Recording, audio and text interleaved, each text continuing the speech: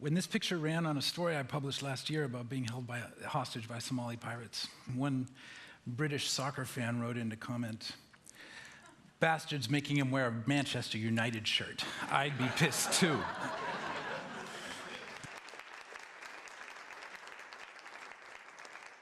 The question that my grandmother would ask if she were interviewing you, and that is, what were you doing in Somalia? Why did I go? Yeah, right.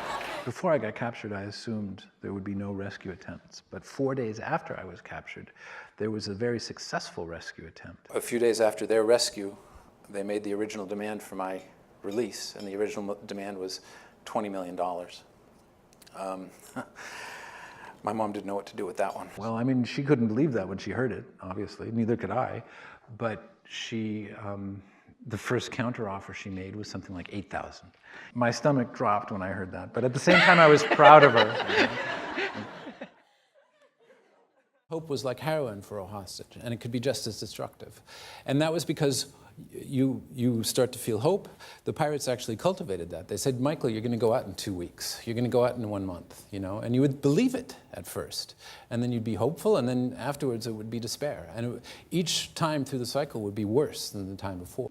So to keep these feelings from overwhelming me, I had to keep busy a little bit, but I had to also practice a kind of Buddhist detachment. I knew I was going to need to exercise because I had moved into a prison house that looked like it was going to be my home for a while. I was going to try and do yoga without the guards seeing me because I didn't think I was going to be able to jog around the room without them shooting at me. So I decided to get a mat and start to do yoga. I just started to do it, and they thought it was hilarious. And they came in and imitated me, and slowly, a few of them weren't joking, I realized, and I started to correct their postures. On a few occasions, there was just the gun, and the pirate had left the room, and I went through all the motions in my head.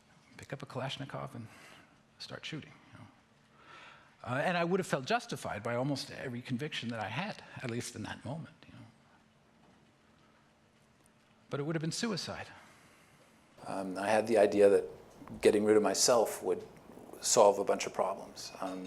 It would end the problem at home. I knew my mother was suffering. It would save any SEAL team. You know, I spent a lot of time with them. It was not 24 hours of hatred all the time. And it's impossible to live like that, as a matter of fact. I quit worrying about whether the guards were good or bad. I turned that critical power on myself, and I made a conscious decision to forgive them. And I quit feeling so angry and suicidal.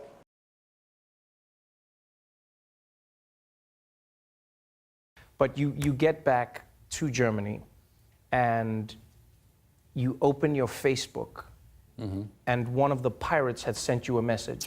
Yes, that took a couple of weeks, and we're not Facebook friends or anything like that. Your first instinct is to block. Yeah.